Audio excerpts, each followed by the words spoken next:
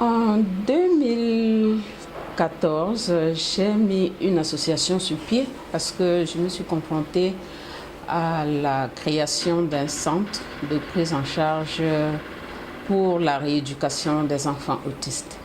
Et cette association a permis la création de ce centre qui a été légalisé. Ça a eu son agrément en 2016. Alors, mon objectif était de permettre la rééducation intellectuelle des enfants autistes à partir des thérapies psychomotrices. C'était de montrer l'impact de la psychomotricité dans la rééducation psychomotrice des enfants autistes, des enfants infirmes moteurs cérébraux et les enfants qui ont des troubles de comportement de différentes origines.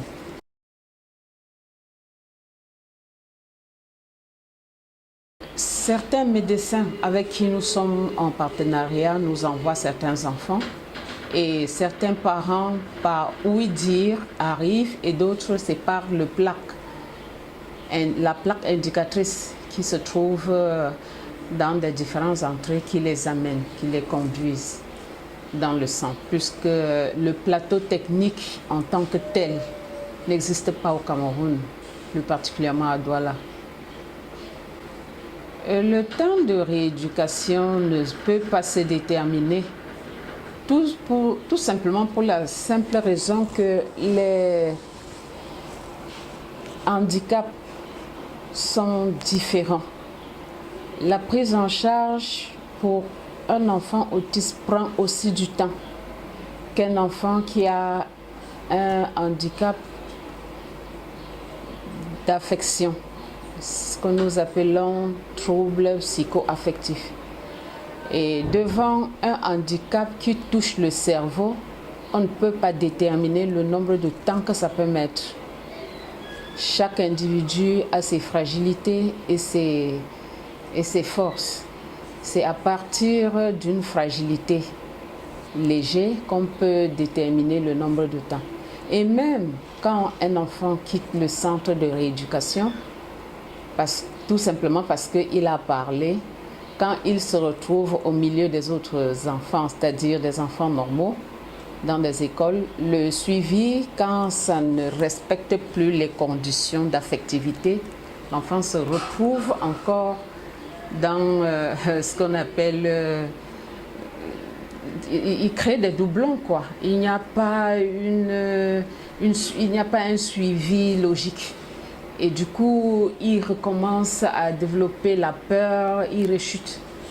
Nous nous trouvons ici parfois avec des cas qui sont partis à l'école, ils sont encore revenus à cause de cette fragilité-là. Parce que les maîtresses ne sont pas formées pour la rééducation des enfants spécifiques. Ils sont formés pour un type d'enfants, soi-disant normaux.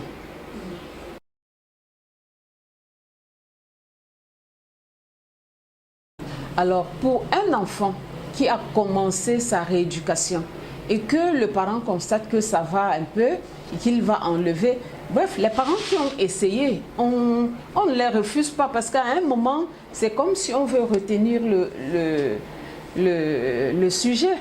Ce n'est pas notre but. Notre but, c'est que la sensibilisation aille de manière en sorte que les parents comprennent que ces enfants ont une particularité dans leurs difficultés, que les personnes simplement formées pour l'enseignement ne peuvent pas remonter à cela. Donc, il va falloir que l'enfant se retrouve dans son autonomie de joie complète pour pouvoir emboîter avec les autres enfants et qu'il ait la capacité de pouvoir se défendre quand l'autre vient avec des pressions, qu'il soit capable de faire face, de réagir aussi à la compétence de son intelligence. Vous allez constater que quand un enfant a une faiblesse psychologique, c'est la mauvaise faiblesse qu'un individu peut avoir. Même une grande personne peut développer l'autisme, ça dépend du choc de l'émotion.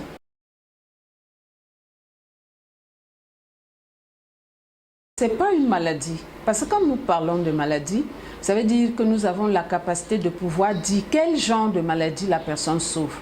Quand on parle de paludisme, on doit vous faire une analyse pour évaluer le taux de trophozoïde qui vous fait souffrir. Mais quand un enfant est autiste, il n'y a rien pour prouver que son taux d'autisme est...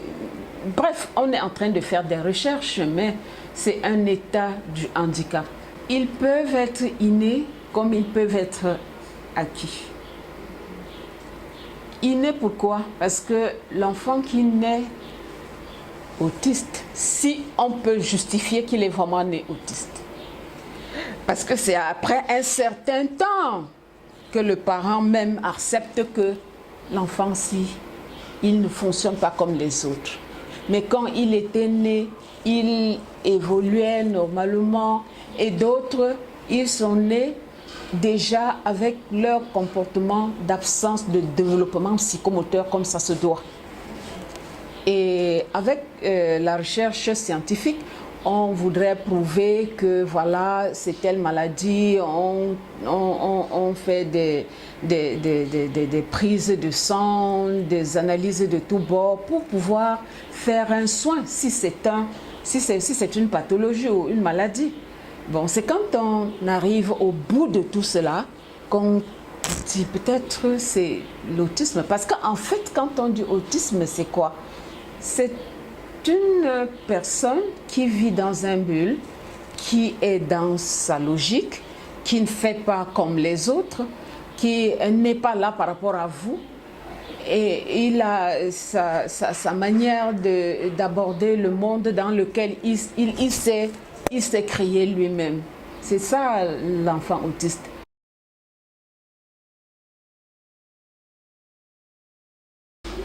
Les causes sont multiples. Et ces causes multiples, sa relation est très profonde parce que chaque individu est une spécialité. Chaque individu est spécifique dans son unité. Chaque individu est particulier. Et cette particularité fait de vous ce que vous pouvez être, ce que vous êtes d'abord, et ce que vous pouvez développer. L'individu A ne développe pas ce que l'individu B développe.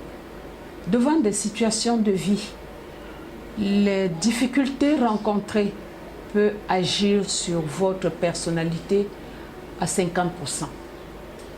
Les mêmes difficultés agissent sur l'autre à 100%, c'est-à-dire ça teint complètement son énergie. Il se sent vraiment plat, il n'a plus la compétence. Et d'autres, ça passe par-dessus la tête. Alors, pour une maman fragile qui rencontre des difficultés avec sa grossesse, ça peut jouer sur le fœtus. Ça peut avoir un impact sur le fœtus. C'est pour cette raison, quand on fait des recherches, on fait des analyses, on examine les parents. Parce que quand on rencontre un parent qui a rencontré des difficultés et qu'on veut encore amputer ça sur lui, ça fait double fracture. On ferait mieux de se taire et de faire comme s'il n'en est rien, mais en réalité, il en est pour quelque chose. Parce que les problèmes que la maman peut rencontrer peuvent affecter l'enfant en profondeur. Et ce n'est pas qu'elle a décidé que ça doit être ainsi, c'est que la chose est là et puis vraiment on n'a que les yeux pour regarder. Quand l'enfant est né, elle-même ne peut pas se rendre compte. Nous avons constaté que les parents disaient que quand avec une grossesse, on ne doit pas être dehors pendant la nuit, on doit rester parce qu'il y a un certain nombre de choses à préserver. Mais nous constatons avec la montée de la mondialisation qu'il n'y a plus d'enfants autistes.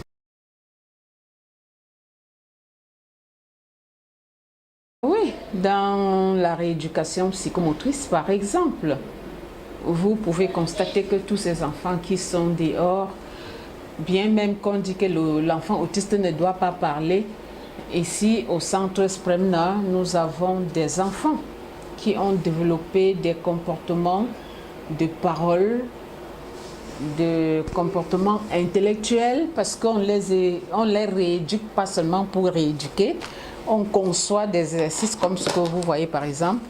Quand on conçoit comme ça, c'est pour qu'ils améliorent la technologie de leur langage. Alors, si un enfant peut parler, il va falloir qu'il parle couramment, dans des termes logiques que tout le monde utilise autour de lui. Devant ces termes, on ne peut utiliser que la logique intellectuelle française que nous sommes dedans. C'est ça qui est notre cheville ouvrière, le langage de la France. Donc, c'est dans ce cadre que nous pouvons dire qu'on peut soigner. Parce que quand vous constatez ceux-là, s'ils avancent crescendo dans la parole, ça veut dire qu'au fur et à mesure, si les moyens sont conséquents, tous ceux qui sont autistes passent par le même chemin. On respecte la même procédure.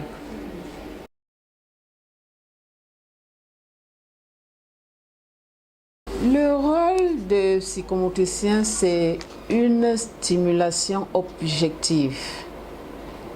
Le rôle de l'éducateur, c'est apporter la technologie des réalisations.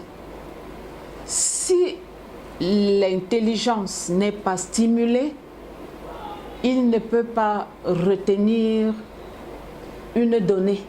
Il va falloir qu'autour de cet enfant, il y ait au moins deux paramètres.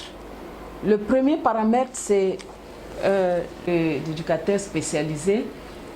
Il doit focaliser son attention pour l'objectif que le rééducateur est en train de lui donner. Parce qu'il faut qu'il parle.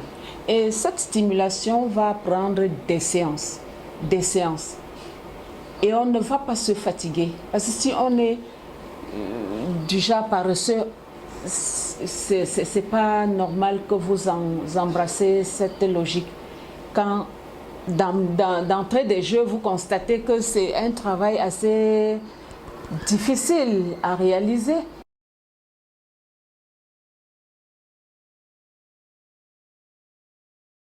Pour ma part, je pense que le parent d'un enfant autiste doit déjà accepter que son enfant est autiste.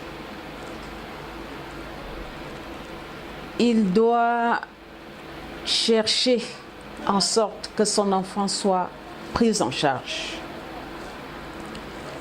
Il doit trouver les moyens de contacter un professionnel de prise en charge pour la rééducation de cet enfant.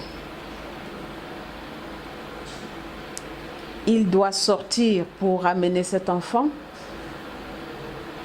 dans le site de cette prise en charge. Il doit respecter les consignes que les professionnels de lieu de prise en charge lui donnent. Parce que quand on prend l'enfant en charge, dès lors qu'on a commencé, c'est une union avec la famille et le lieu de prise en charge. Les modalités pratiques des exercices qu'on donne doivent être respectées à la maison. Nous constatons qu'il y a des enfants qui sont parfois incompris, et quand un enfant est incompris, il développe des crises de tension et c'est difficile de retenir quelque chose.